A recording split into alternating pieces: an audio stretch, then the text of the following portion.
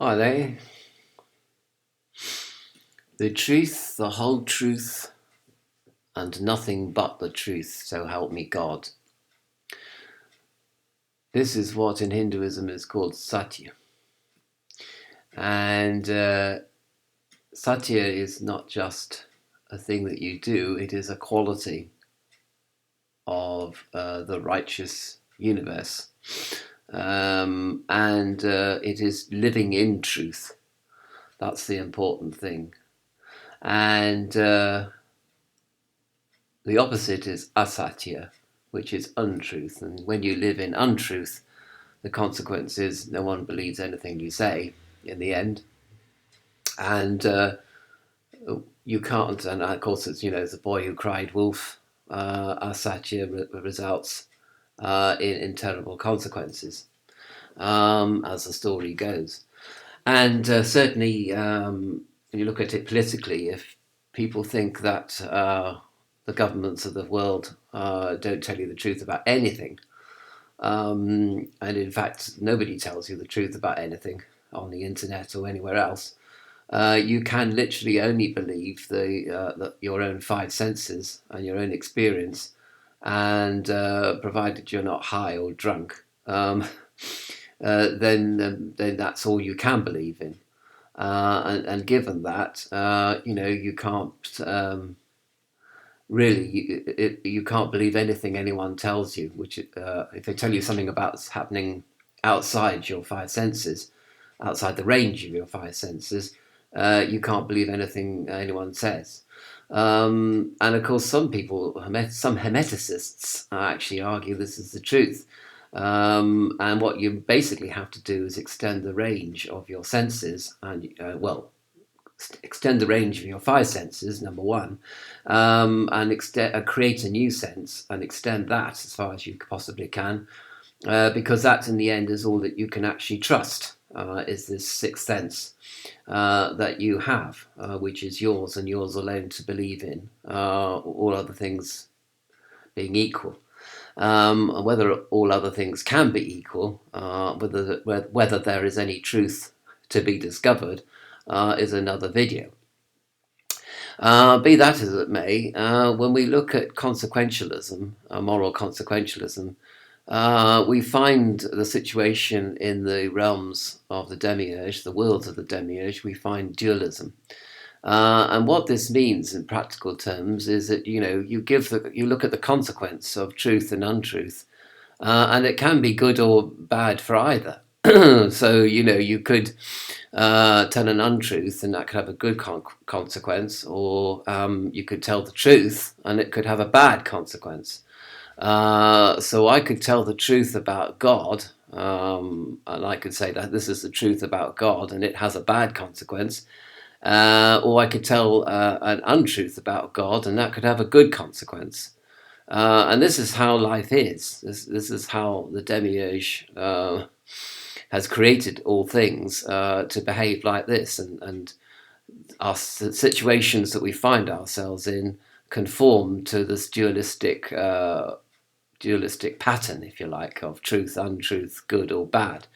And even if we take silence, silence could be taken to mean either truth or untruth. So that just gets us back to where we were before. And silence can also have a bad consequence as well as a good consequence. So even if we look at silence as having some sort of mystical, magical quality about it, maybe it has, but also maybe it hasn't. In this dualistic world, nothing has an ultimately transcendental quality. It all pertains to dualism. This is why we are in the dualistic universe. And as I said, silence, truth, untruth, good or bad. These are not just perceptions or conceptions or beliefs on the part of the person. They are, but also that they are also qualities of the universe. They are also intelligent entities of the universe as well. So again, not just looking at it from a cognitive behaviorist point of view, but also looking at it from a metaphysical point of view. which is a superstructure that is built on top of the physical. Obviously, hence the word metaphysical. So that things are not just things, they are also intelligences. Everything has an intelligence, everything has an agenda, everything is taking the opportunity to better itself in some way or another. Everything from viruses to the city of Verona. Do you know what I mean? Anyway, but silence does have an extra quality, which is that it also forms a connection to the transcendental realms of the true God. And some people talk about the voice of the silence. Well, principally Blavatsky wrote a whole treatise on the voice of the silence because it was so important. Indeed, some people say that that was her initiatory paper, which signified she was a master of the temple, which is about one of the most highest initiatory degrees you can possibly attain on earth, which is master of the temple. And she wrote this treatise, Voice on the Silence, which is a seminal piece of work which must be studied by every esoteric student out there. So the voice of the silence, and the voice of the silence, well, it's supposed to be transcendent in quality and in agenda, and it is beyond truth and untruth. It does not pertain to the dualistic qualities of silence. So it's silence plus sort of thing. If you look at silence, well, this is silence plus. This is a sort of augmented silence, which is transcendent of truth and untruth, indeed of all dualism. However, of course, such a concept is beyond our concepts. We can't conceptualize of a state of transcendence, of a state which is beyond dualism, which is beyond, in this case, truth or untruth. So therefore we can say that silence transcends all conscious thought. So basically we cannot conceive of this voice of the silence, which tells neither truth nor untruth. We can only feel our way through. We can have a sense.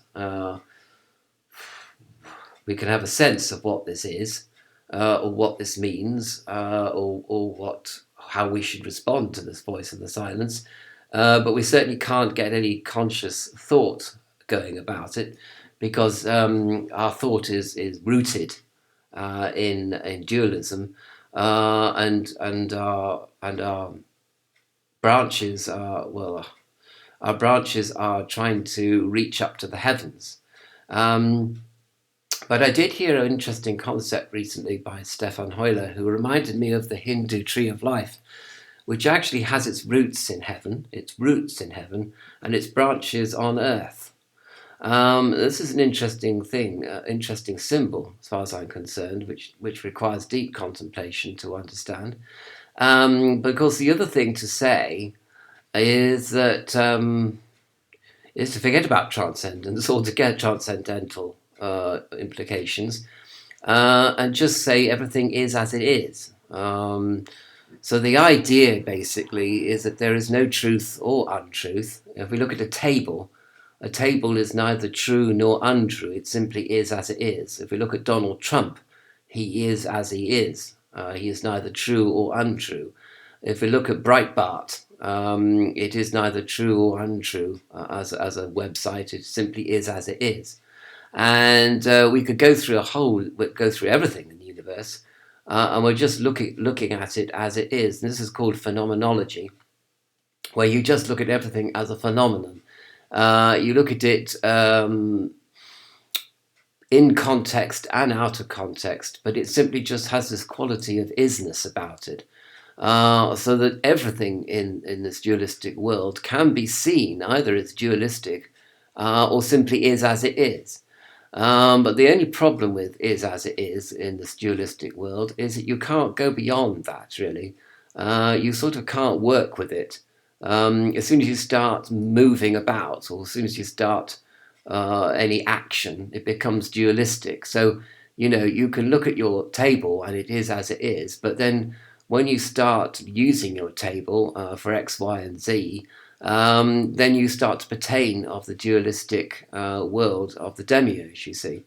and the table then becomes part of the dualism, which in fact it never left. In fact, but unfortunately, as soon as you start using a table, you enter into dualism, and even you can use a table as a way of.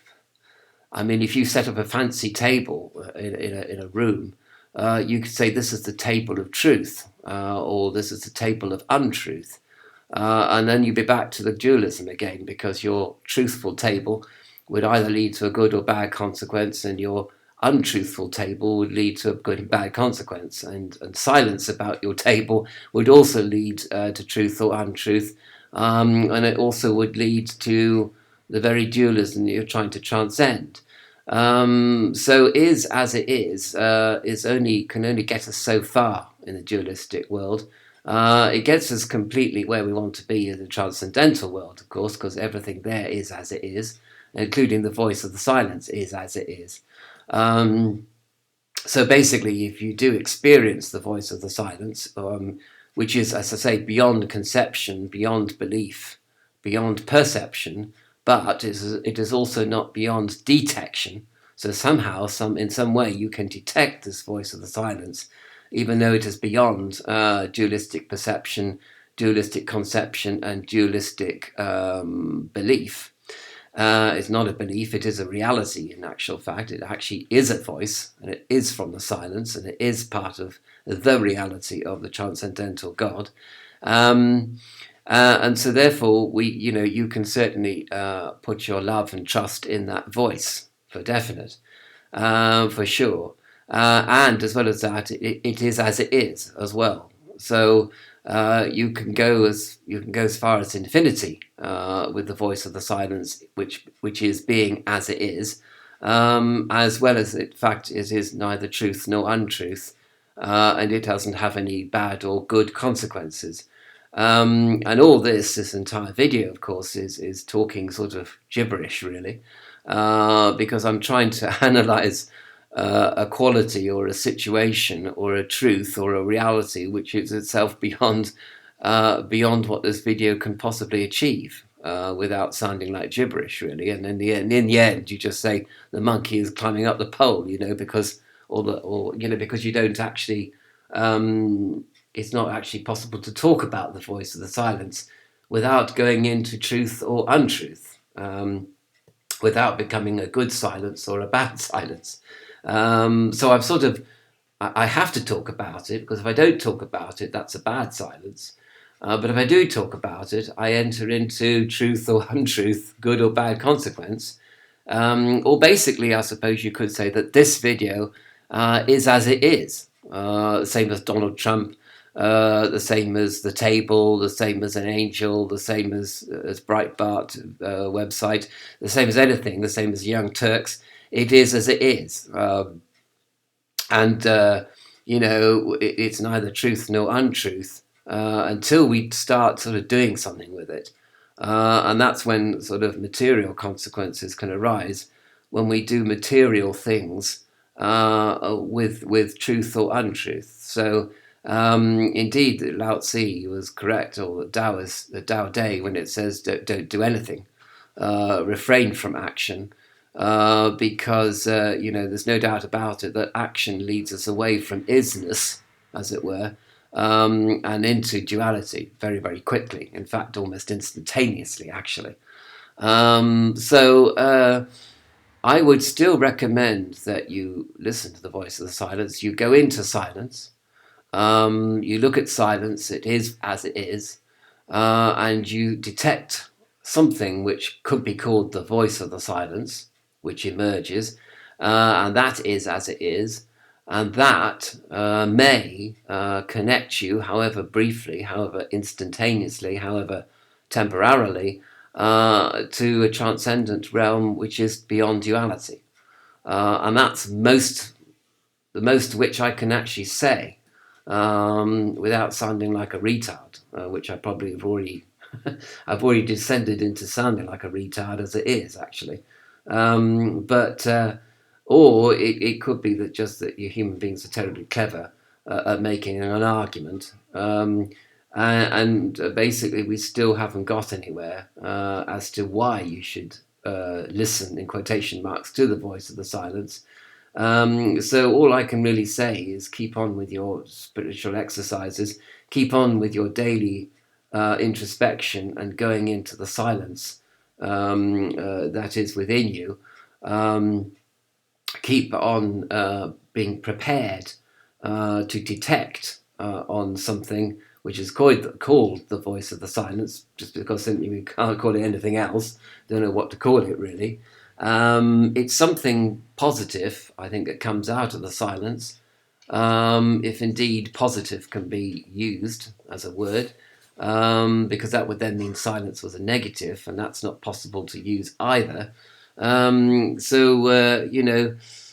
It's very difficult. It's almost like we are really caught in dualism. It's like a terrible snare, like a labyrinth, and we're just caught in it, and we're like rats running around in this labyrinth of duality.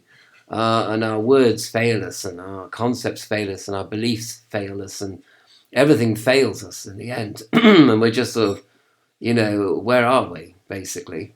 But I think through introspection, through spiritual exercises, you can actually become the center of this labyrinth. And this labyrinth can then be, you're not running through a labyrinth, you are actually at its center by going into the center of yourself. And that's basically all that that's kind of the limit to my description about this situation. And the moral of the story, the outcome of this video is to simply say to you, whatever happens, keep on with your introspection, keep on with your daily meditation, keep on with finding this silence, and keep on preparing yourself to detect the voice of the silence, and do that, and just see what happens. That's all I can really recommend. See what happens. Try it. Suck it and see, basically. That's all you can possibly recommend to anybody, really.